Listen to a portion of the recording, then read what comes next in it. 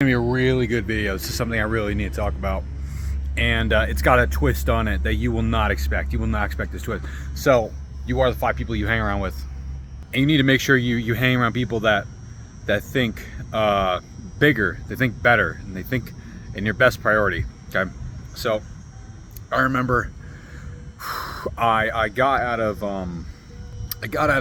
of jail, and while I was in jail, I was battling, not really just not addiction, but just drinking a lot. And essentially, I didn't think I was going to be able to go without drinking ever. I was like, fucking Christ. Christmas was right around the corner. And I was like, I'm absolutely going to be drinking on Christmas. And somehow I made it through. But basically, I got out of jail, and I was going through AA. And then as soon as I got out of jail, I had no job, and my apartment got robbed. And they threw out everything I had. So they stole everything. They stole my social security, my passport, my birth certificate. They stole my wallet, all my money, heirlooms that I've had for generations. They threw everything else out. They burned everything else. Everything else got burned and thrown out. So, journals, books, clothes, flannels, shoes, jeans, belt buckles, underwear. I had no underwear, socks. And just essentially everything I ever, you have to think of what does a human being own? What does a human being necessitate to live? Like brushing your teeth. I didn't have toothpaste, and I had no source of income. So those were really dark days. Those were real dark. So I had to go dumpster diving for a bit to get clothes, because I was not able to shower, and I wasn't able to eat enough in a day. I was kind of starving, so I ended up dumpster diving to kind of get enough food. And I got my clothes this way. Most of my clothes, not this stuff.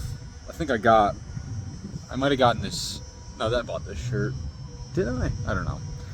I still have I still keep some of the clothes that I dumpster dive, because to kind of remind me of to humble myself, because right now it's look at me drinking a fucking Aspen milkshake, whatever the fuck that thing is. But yeah, no, I was at the point where I was not eating enough, and I was in a specific situation where I just wasn't allowed to go anywhere. Couldn't really go anywhere. So yeah, I had to go in the dumpster and eat from there. And I remember I'd hit the jackpot every now and then, where I'd get a whey protein. Ooh, it was or someone would throw out one of those, people would buy GNC shit. I survived a lot because it was around a GNC store, and people GNC would give you these free pills, and they would be kind of in the sample box. So I remember I grabbed that one time. I took pills from a dumpster, so I crossed that one off the bucket list. And then there would be the big MRE things. People would buy these big MRE jugs. They're the size of fucking flower vase over there, and not actually that big, but fucking big. Okay, and people would eat a couple scoops of it, and they would be oh, it tastes like shit.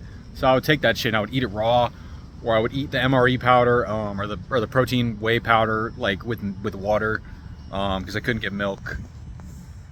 I'm talking dark times. So essentially, eventually, I came around people that were oh no, this is bad.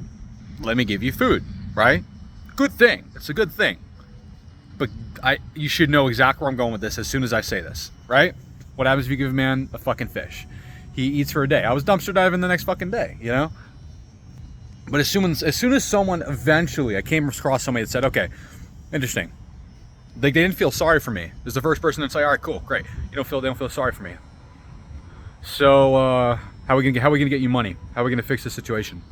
It's oh shit. That's different. That's a different fucking thing I haven't heard. And that's when I first started formulating ways to really think about making money, ways to take advantage of things, getting better at sales, reading books. And it was just through being around people like that really changed my perspective and allowed me to help myself. Because no, man, I don't really care who you are. There is no there's no concept of the fucking lone wolf. It's not we're all alone, yes, and nobody's gonna give a fuck about you as much as you're gonna have to give a fuck about yourself. Okay? This is true. But you have to surround yourself with other people. You have to. Otherwise, you will forcibly, still have opinions that were given to you by others. You'll still at one point have to interact with another person. And then that will be random and you won't choose it. So it's either choose who you're going to be surrounded with, choose who's going to influence you every day, or have it be chosen for you through whatever forms of media you use, the places you visit, the calls you get, everything. So I really just can't hammer down enough the importance of surrounding yourself, and that could be also not just being with people. It could also be reading the right books, making sure you don't look at the wrong media. But it's not so much having the right people in your life as much as getting the wrong people out, And I'm very thankful to people that help me, but it's just understanding that there's a difference between surviving and thriving. And people, humans, evolutionize. I'm evolutionizing in my fucking mind. I'm changing. And it's like, what is that shit people say? Some people are there for a season, The people that really want to help me, and in turn I will fucking help the fuck out of them. And there will be I'll take a bullet for I'll take a bullet for a few people. There are people that I literally physically would take a bullet for. Like, I'm not kidding. Like, I owe them my life. Yeah, there's people that I give my eternal loyalty to. And I really think that's something that not a lot of people value nowadays, is loyalty. That's one thing that I'm really, really good at, and it's a strong value I have, that if I'm loyalty forever, and then there's some people that I'm just going to be like, all right, you don't really help me a lot, so just not really going to answer your phone anymore. It's like, seriously, dude. So choose those people that are going to feed your mind, not your wallet. They're going to feed you forever, not for a day. And then make sure you give back. Make sure you give back to them, okay? You should never be the smartest man in the room, but I try to always give back to people that help me somehow. Even if it's just a good book and it's not an actual person, I'll leave a review online, Even if it's someone that I can never help, it's a coach.